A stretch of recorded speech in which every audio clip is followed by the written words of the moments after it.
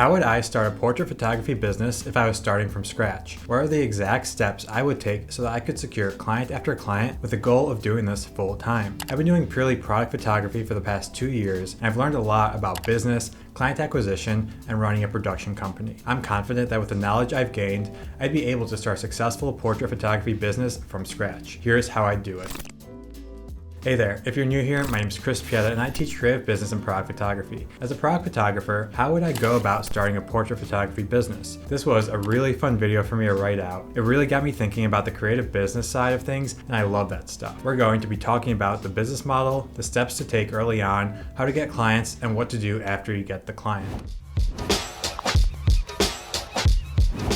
As a product photographer, when I pitch a project, it isn't just for 1 or 2 photos of their product. It's for 10 or 20 photos. We're going to be doing the same thing for headshots. But Chris, no one wants 20 different headshots. Yeah, I know. That's why our clients aren't going to be individuals. They're going to be businesses. That's right. We're not trying to gain individuals as clients. We're trying to work with businesses that have a handful of employees. What would normally be a $300 headshot session turns into a multi-$1,000 project. This is how I would do it. I'm using all the lessons I've learned in my product photography business career to implement this new business model. I've thought long about this, and I'm confident that it'll lead to success. This video is assuming that you're already good at portrait photography. The biggest struggle that I hear from portrait photographers is getting new clients. If we can eliminate that worry, then portrait photographers will be able to focus on what they love doing, making people look their best in photos. Additionally, we're not going to have our own studio space. That is a startup cost that just doesn't make sense early on in your photography career. Studio spaces are an expense that you shouldn't have to worry about yet. Instead, with this business model, you'll be able to go to them to photograph their staff. This will even come off as a plus for them. When you're pitching them, you can say, your staff doesn't even have to go anywhere. I come to you with my professional photography setup. You save money here and provide a better customer experience. You will need a mobile photography setup with lights, backdrops, and other stuff, but that's a pretty simple thing to build out. There are plenty of YouTube videos that go super in-depth into that stuff. Where do we actually find businesses to work with? Well, we're going to get into that in just a second, but first, we need to set up some things to help guarantee our success. Before you can start taking photos for any business or making any money, you're going to need a website. This is where your potential clients are going to go to see what you're all about. This is where your portfolio will live. This is where past client case studies will be. Clients that visit your website will get an idea of the type of work you do and what you can do for them. If you're just starting out and don't have any headshots, then you need to build up your portfolio. Post on Instagram offering to do inexpensive headshots. Photograph your friends for free. Go to a college campus for a few hours and offer $20 headshots for students on the quad. Do whatever it takes to build up that portfolio and build up your credibility as a portrait photographer. Do you have pretty pictures from Yosemite of the sunrise or awesome photos of the Chicago skyline? That's great, but do not put these on your website. You are selling your portrait photography services, not your landscape photography. Everyone that goes to your website should see that you're a pro in a specific niche of photography. People want to hire a specialist, and as a specialist, you're going to come off as more of an expert and be able to make way more money. After you've got a website, you're going to need to create a compelling offer. With headshots, it's pretty straightforward. When the client asks, how much is this going to cost? What are you going to say? You can start low and increase your rates as you get more and more clients. For your first client, you can say you charge $100 a person and everyone gets 3 headshots. From there, you can go up and charge $200 for that next client and keep raising that rate until you get a lot of pushback from potential clients. If you want to be more convincing, say that you also offer Photoshop retouching and unlimited revisions, normally for $50, but you're including this in your base price. The client sees they're getting extra value for the photos and your offer is much more compelling. I personally also offer a money-back guarantee for my clients in product photography, but you don't need to go that far if you don't want to. By the way, I have a free creative business checklist that goes through even more details in the setup of your business. It talks about setting up your LLC, taxes, insurance, and all that important stuff that you need starting out. It's got over 1,500 downloads, and the link for that free download is in the description of this video. Alright, we have our business model, we have our website and our offer. Let's go get some clients. We're going to take an approach that I use to get my own clients. Now, this is not the typical way that portrait photographers get clients, but I think it'll be highly effective. What we're going to be doing is targeting businesses for headshots of their staff. This way, instead of gaining 1 client at a time, you'll be able to get 5 or 10 or more. One business can have a huge staff working for them.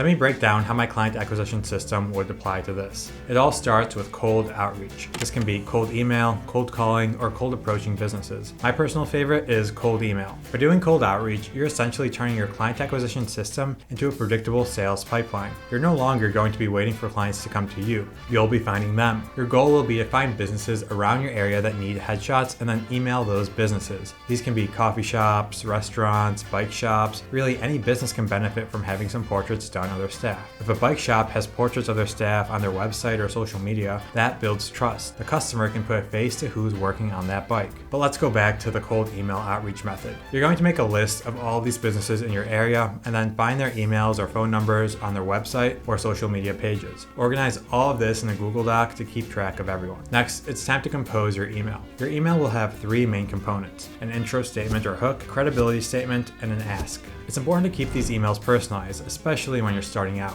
If you're looking to help a local coffee shop with your services, you can start your email off something like this. Hey there, I live just down the street from Chicago Coffee and I love your cold brew. I was browsing your website and noticed you didn't have any headshots on there. I'm reaching out because I'm a portrait photographer working with local businesses. I just wrapped up a project with Hank's Bike Shop where I took portraits of their entire staff for their website and social media. I'd love to do the same for your coffee shop. Any interest in talking more about how businesses I work with use headshots to help get more customers in their door? I'm happy to set up a call or even come into the shop. This is an effective sales email. I use a very similar version of this to get my product photography clients, and I've signed over 50 different brands for the past 2 years using this script. Let's break down why this email is effective. We start off by saying, I live just down the street from Chicago Coffee. I noticed there's no headshots on your website. Here we make an immediate connection to the coffee shop and we state that we're local, we visit the business, and we create a need for your service, all in the intro.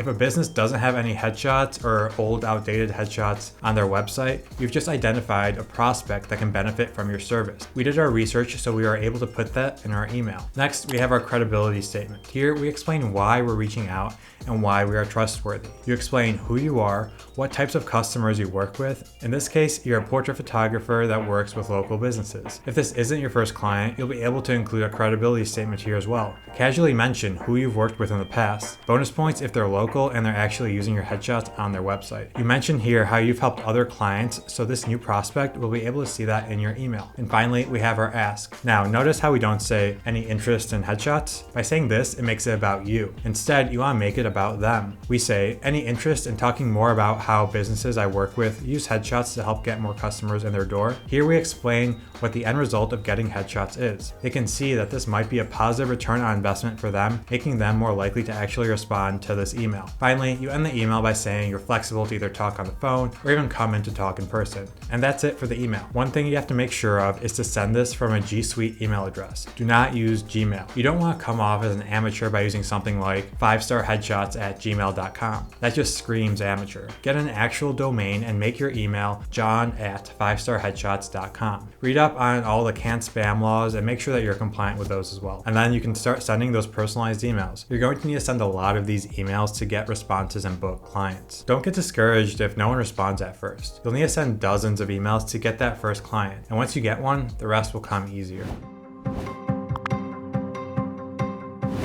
After someone responds to your email, you need to actually get something in writing with a project scope, payment terms, and all the small things. This video is not getting into the nitty-gritty of this. I have a whole nother video about writing proposals on this channel, so check that out. Let's talk about pricing real quick. It's going to take some experimenting on your end to actually find a good price that businesses will say yes to. If you normally charge $200 a headshot for individuals, you'll have to lower this for businesses. I would start low and raise your rates as you get clients. Maybe you can start at $100 a person for 3 headshots. If you're able to photograph a business with 10 people, that's $1,000. You can feel free to start higher or lower than that too, whatever you're comfortable in charging. If a client tells you that you're too expensive, ask them what their budget is or what they're willing to pay for this. People will be transparent if you ask it like this. Early on, you also want to take on as much work as you can, even for super low prices. This allows you to build your portfolio up and build case studies. After every successful client, ask for a Google review for your business. If you have 10+ reviews of local businesses saying you take great headshots, response, that speaks volumes to what you're able to do. It makes the client acquisition process that much easier because you have social proof. And that's really it. Keep repeating this process, raising your rates, and providing a great service. Over time, you'll be able to go from working with small coffee shops to doing portraits for the Starbucks corporate office. As your experience grows, so do the clients you get. My name is Chris Pieta. I teach creative business and photography, and I'll see you in the next one.